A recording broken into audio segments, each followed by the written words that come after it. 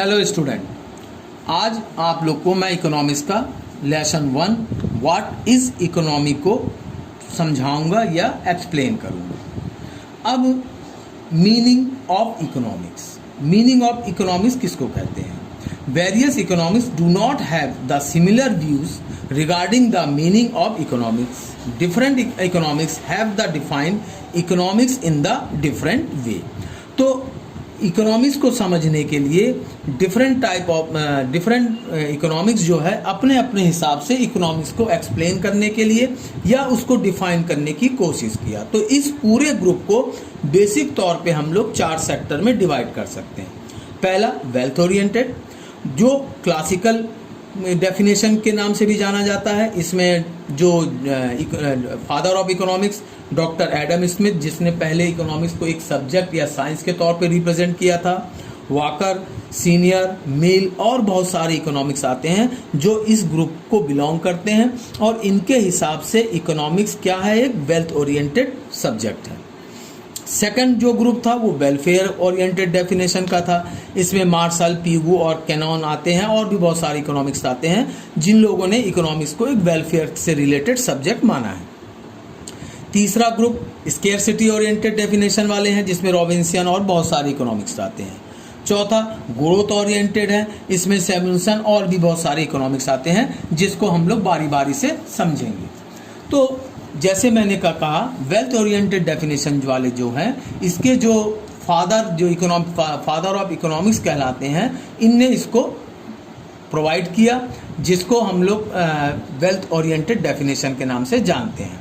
तो doctor Smith ने या एडम स्मिथ ने इकोनॉमिक्स को जो डिफाइन किया, उसके लिए जो डेफिनेशन दिया, उनने कहा कि economics is the science of wealth. यानी इकोनॉमिक्स जो है एक साइंस है, किसका? संपत्ति का। इस तरह से उनने इकोनॉमिक्स को वेल्थ में ले जाके सेंट्रलाइज कर दिया और या सेंटर पॉइंट में इकोनॉमिक्स के वेल्थ को स्टैंड कर दिया। तो ये जो ग्रुप है, इसको हम लोग वेल्थ ओरिएंटेड डेफिनेशन के नाम से जानते हैं।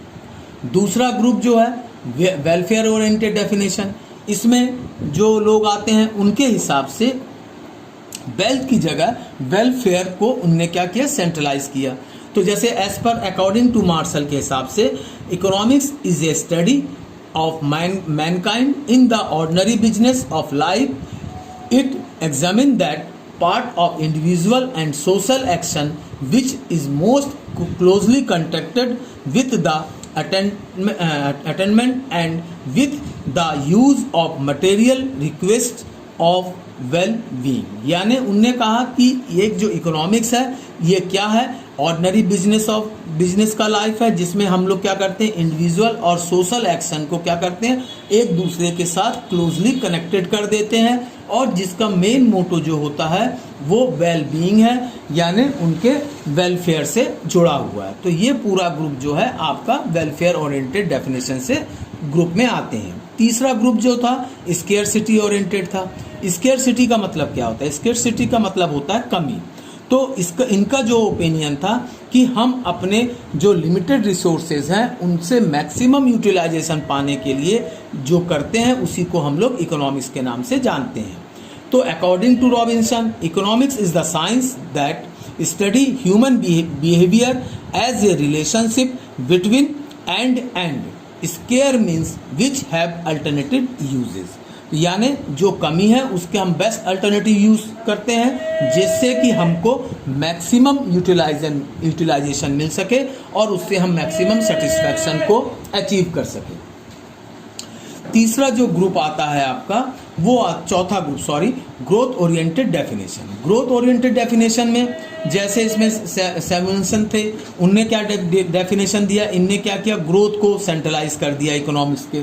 तो इनने कहा economics is the study of how man and society choose with or without the use of money to employ scarce productive resources which could have alternative uses to produce various commodities over time and distribute them for consumption now and in future among various people and group of society। यानी कि वो किस तरीके से उसको produce करता है, distribute करता है, कहाँ पे? कई ग्रुप्स होते हैं, जैसे कंजप्शन के लिए सोसाइटी में कई ग्रुप्स होते हैं, उन ग्रुप्स के बीच में उसको कैसे वो डिस्ट्रीब्यूट करता है। अब इकोनॉमिक्स की ज़रूरत क्या है? इकोनॉमिक्स की ज़रूरत इसलिए है, जैसे मैंने शुरू में भी बताया था आपको, चूँकि हमारे जो सोसाइटी है या नेशन है, इनके पास जो रिसोर्सेज हैं वो लिमिटेड है, बट हमारी वांट्स जो है अनलिमिटेड है। तो उस लिमिटेड रिसोर्सेज से हम मैक्सिमम सेटिस्फैक्शन को फुलफ़िल करने के लिए, अपनी मैक्सिमम वांट्स को फुलफ़िल करने के लिए जो हम प्रोसेस फॉलो करते हैं वही इकोनॉमिक्स है या साइंस ऑफ इकोनॉमिक्स है। तो यहाँ पे सबसे पहले क्या कहते हैं, आपका जो प्रॉब्लम्स होती है इकोनॉमिक्स की, पहला है वांट्स और दूसरा है मीन्स। वांट्स में अनलिमिटेड होता है, बट हमारे जो क्या कहते हैं सोर्सेस होते हैं वो लिमिटेड होते हैं।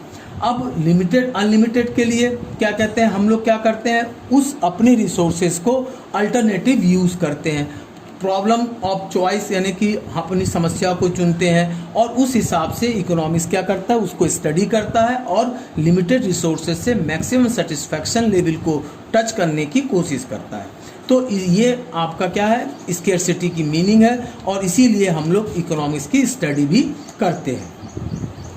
अब इकोनॉमिक्स एक्टिविटी, तो इकोनॉमिक्स एक्टिविटी किसको कहते हैं? इकोनॉमिक्स एक्टिविटी का मतलब होता है कि ह्यूमन बीइंग अपने लिमिटेड रिसोर्सेज से अनलिमिटेड सेटिस्फैक्शन को फुलफ़िल करने की जो भी प्रोसेस करता है या उसके बारे में जो स्टडी करता है, उसी को हम लोग इकोनॉमिक्स कहते हैं। ये एक डेफिनेशन है आपकी।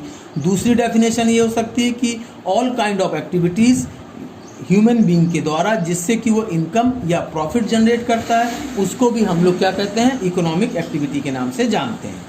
अब काइंड ऑफ इकोनॉमिक एक्टिविटी, कितने तरह की इकोनॉमिक एक्टिविटी होती है? पहला प्रोडक्शन, दूसरा कंजप्शन और तीसरा एक्सचेंज। प्रोडक्शन का मतलब होता है कि इकोनॉमिक एक्टिविटी में वो सारे एक्टिविटी को हम लोग प्रोडक्शन सेक्टर में डालते हैं जिससे कि किसी भी गुड्स या कमोडिटी की यूटिलिटी या उसकी सर्विस में हम लोग क्या कर दें, इंक्रीज कर दें उसको, तो वो क्या कहलाता है, आपका प्रोडक्शन कहलाता है।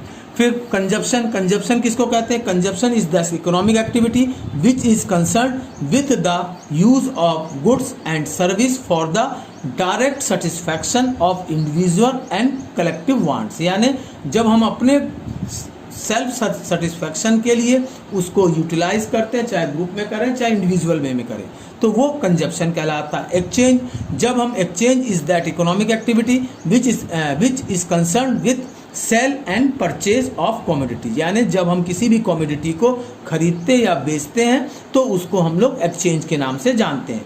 तो इकोनॉमिक एक्टिविटी ये बेसिकली तीन तरह के होते हैं, एक होता है प्रोडक्शन, दूसरा कंजप्शन और तीसरा होता है एक्सचेंज।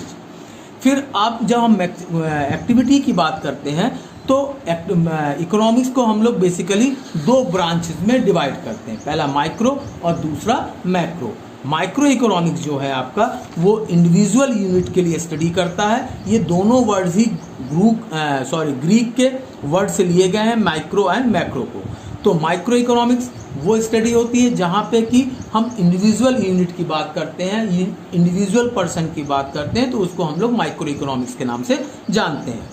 दूसरा मैक्रो में जहाँ ह्यूज क्वांटिटी में हम लोग किसी भी थ्योरी को स्टडी करते हैं, किसी भी प्रॉब्लम को स्टडी करते हैं, तो इसको हम लोग मैक्रो इकोनॉमिक्स के नाम से जानते हैं। Thank you.